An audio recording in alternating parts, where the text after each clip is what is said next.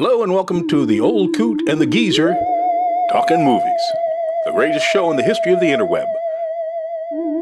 Also on today's show, special clips including Gregory Peck, Burt Lancaster, Frank Sinatra, and this guy. Yes, sir. Take Pee-wee over to the skeet range. You might make a gunner. Hi, and welcome back to Old Coot and the Geezer. Amazingly, after all these weeks, we're still on the air. But unfortunately, the guy with the power to cancel us died. So we're on for good, it looks like. Not so they loud. can't I'm trying to nap over here. You're getting all Can't loud. get rid of the show that way. So, no. We're going to do it regardless. This is the Geezer. I'm the Old Coot. This is my hat. We're back here talking movies. Yeah, Talking Movies is the name of the show, and Talking Movies is the way we go. Ooh, I like that. Hey, that's got a little zing to it. Spontaneous. Just came up with that. Yeah, you're good. Let's show a clip. I shot at it, I hit it, I know it. Nothing happened, it just kept coming at me, making a noise like a cat mewing. Captain, it was awful. You could have seen those hands and those eyes. Captain, you've got to do something about it, you've got. That was a clip of something. You know, that reminded me, We though. still don't have the clip. Well, what we ought to talk about then is movies that really had an influence on us. Yes, because God knows people want to grow up and be just like you and I.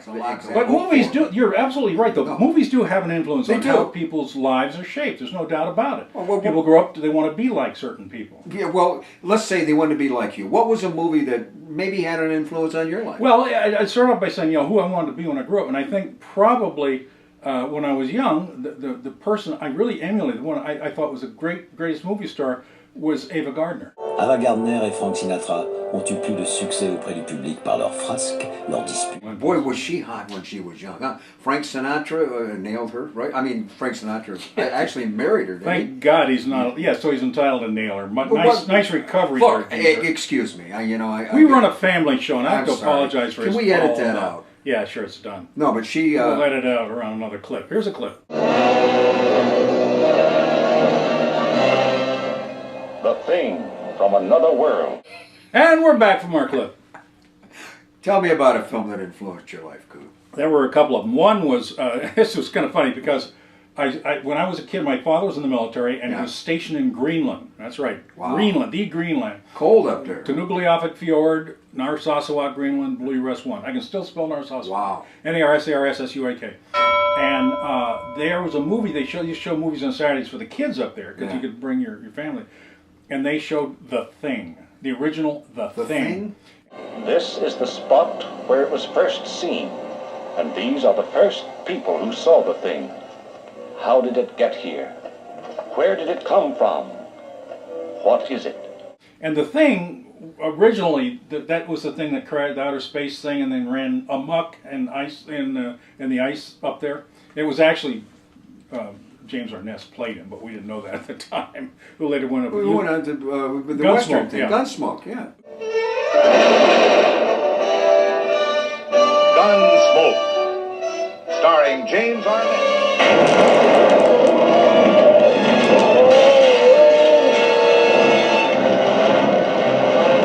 So, but the thing is, it was based, the story was set up there. So that was a terrifying thing. But that had very little influence. The real movie that had influence on me was 12 O'Clock High, because I wanted to be a pilot. My dad was a B-17 pilot. He flew air rescue B-17s up there. We have a clip of an old B-17. Yeah, he flew planes like that. And I wanted to be a pilot like him. And 12 O'Clock High, World War II movie, Gregory Peck. And this morning we have a mission of some importance. For the first time, Germany. You said it. Look at those eyes, squadron, low squadron, here they come. 12 o'clock high.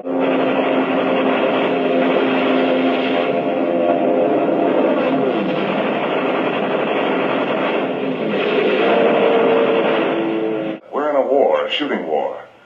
We've got to fight. And some of us have got to die. Gregory the Peck. movie.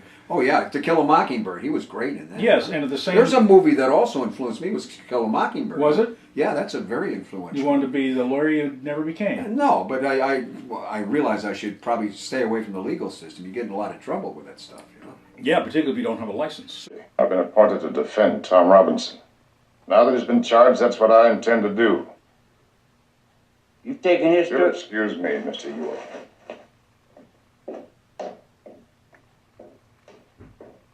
What kind of man are you? You got children of your own. This one, #1 on my list, was From Here to Eternity. Oh, fine film. I remember that well. I was a young teenager. I remember my mother reading that book, and we had a cabinet with 2 locked doors in the dining room, and she would lock it behind this door. She was reading that book because that was a very salacious book at the time. Yeah. Well, I wanted to read that book so bad. I was 12, 14 years old. I would sneak down like 2 or 3 in the morning. I knew where the key was. I'd lock that door and I'd read about a chapter and put it back. Nasty boy. Oh, I'm telling you, that was a wonderful film. Did you ever get to the salacious part? Oh boy, did you? If you're looking for the captain, he isn't here. If I'm not looking for him? But great actors in that. Sinatra, Montgomery Clift, Burt Sinatra won the Oscar for Lancaster, that. Deborah Carr, Ernie Borgnine. Ernie Borgnine, yes, Ernie Borgnine. Ernie Borgnine. Ernest Borgnine. That was a great story, great script. But let me tell you something. An interesting fact. Well, the other movies that had interesting fact. Yes. Are we allowed to have that on this show? Yeah, I always try to bring It's so this rare bring that a we have little human interesting interest facts. in. Yeah, all right. I'm the regimental boxing coach, you know. I'm sorry, sir, I quit fighting. John Dennis, who played one of the sergeants who was trying to get Sinatra or Montgomery Clift to box, you know, and he'd give him all kinds of crap.